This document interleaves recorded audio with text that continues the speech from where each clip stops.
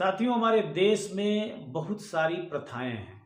हमारा देश रिवाजों और प्रथाओं का भरा पूरा देश है। लेकिन साथ ही साथ प्रथाओं के साथ साथ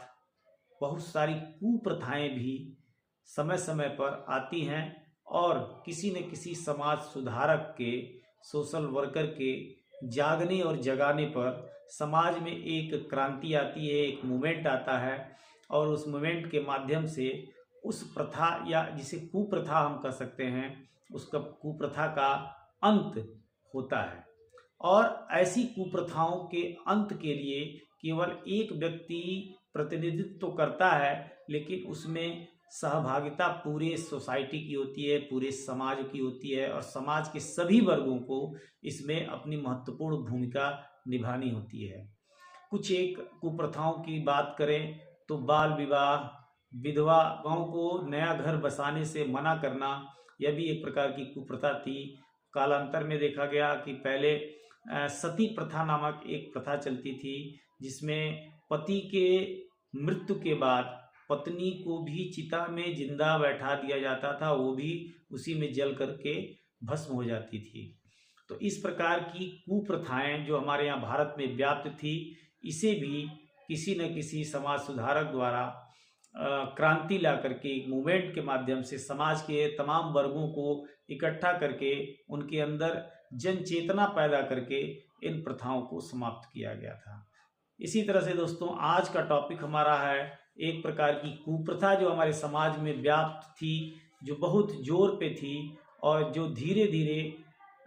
सौभाग्य की बात है कि वो उसका जो प्रभाव है निरंतर कम हो रहा है। लेकिन आज भी देश के एक बड़े हिस्से पर जो कि पिछड़ा हुआ है, पिछड़े हिस्सों में आज भी देखा जाता है कि दहेज की जो प्रथा है, दहेज लेने की जो प्रथा है, वह अभी भी कहीं न कहीं अपना पांव जमाए हुए है।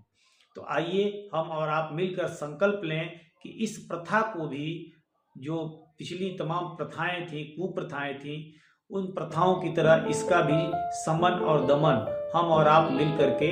करेंगे। दोस्तों, कानून भी इसे एक प्रकार की कुप्रथा ही मानता है, इसलिए कानून में इसकी अलग से व्यवस्था दी गई है। इसके लिए अलग से एक कानून बनाया गया, डाउरी प्रोटेक्शन एक्ट 1961। लेकिन इसके अलावा आईपीसी में, भारतीय दंड संहिता 1860 में भी दहेज के लिए एक कानून बना था, जिसमें अगर कोई व्यक्ति दहेज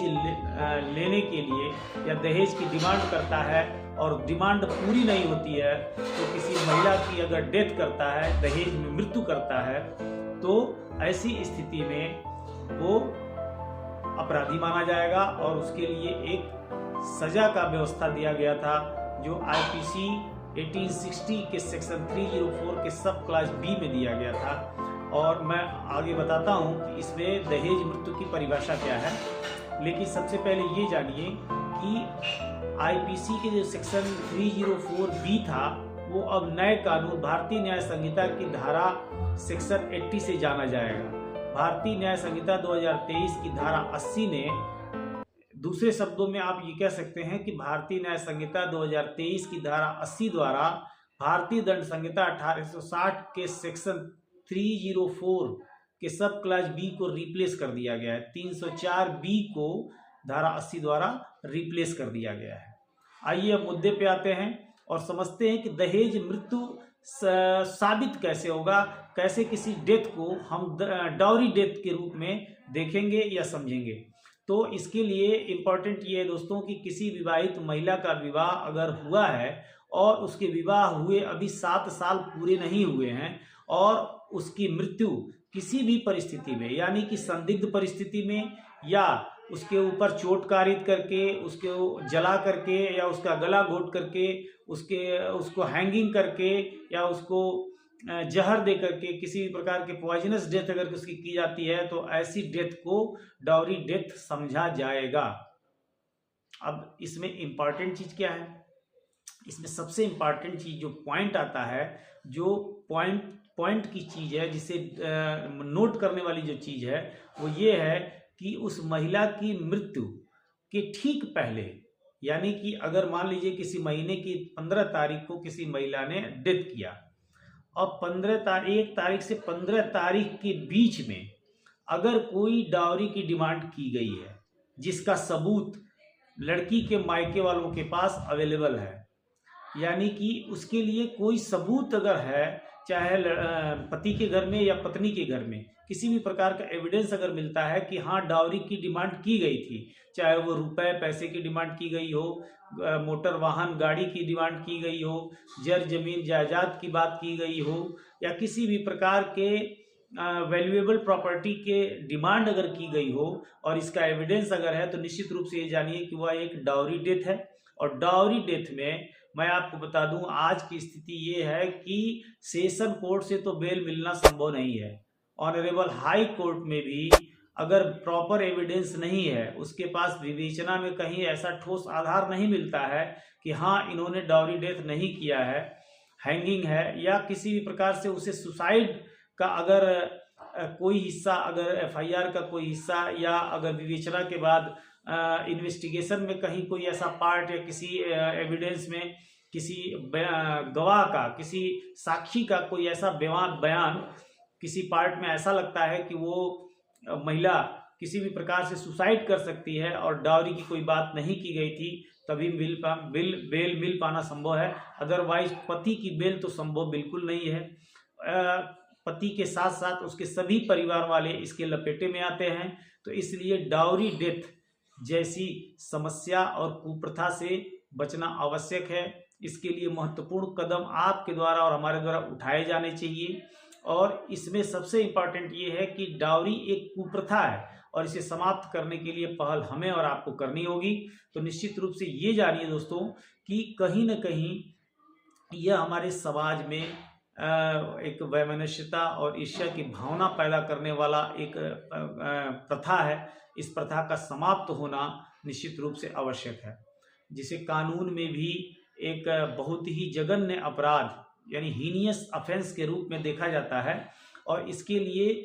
7 साल तक की सजा का प्रावधान पहले था 304B में, जिसे बढ़ा करके ऑनरेबल सुप्रीम कोर्ट की तमाम रूलिंग में इसे 10 साल किया गया। भारतीय न्याय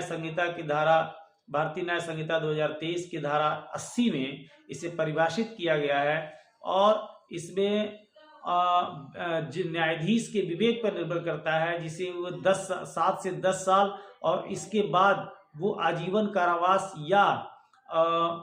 फांसी तक की सजा का प्रावधान कर दिया गया है। अगर डाउरी डेथ साबित होता है कि किसी ने दहेज की डिमांड की है और दहेज की डिमांड पूरी न होने पर उसने अपनी पत्नी का डेथ किया है, या उसके किस परिवार के किसी व्यक्ति ने उस महिला का डेथ सिर्फ डाउरी पूरा न होने की वजह से किया है, तो निश्चित रूप से जानिए उसे फांसी की सजा भी हो सकती है। ऑनरेबल सुप्रीम कोर्ट इस पे बहुत ही ज़्यादा स्ट्रिक्ट है। ऑनरेबल हाई कोर्ट बेल नहीं देता है। इसमें बहुत सारे केसेज ऐसे हैं जो हाई कोर्ट से खारिज होकर के ऑनरेबल सुप्रीम कोर्ट में पेंड कर रहे हैं और लोग 5-5 साल 6-6 साल तक उनको बेल नहीं मिल रही है।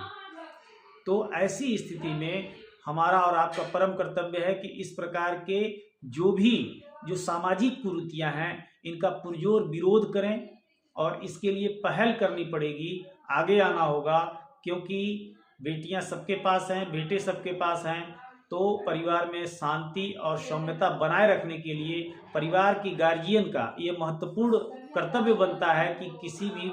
परिवार की किसी भी व्यक्ति द्वारा आप किसी के दूसरे घर से जो बेटियां लेकर के आते हैं उनके ऊपर क्रूरता न की जाए, क्रुएल्टी न की जाए, ताकि हमारा समाज स्वस्थ और समृद्ध समाज बन सके। इसकी जिम्मेदारी निश्चित रूप से हम सभी की है दोस्तों। इन्हीं शब्दों के साथ मैं अपनी वाणी को देता हूँ विराम। अगले वीडियो में मिलूंगा। जय श्री राम।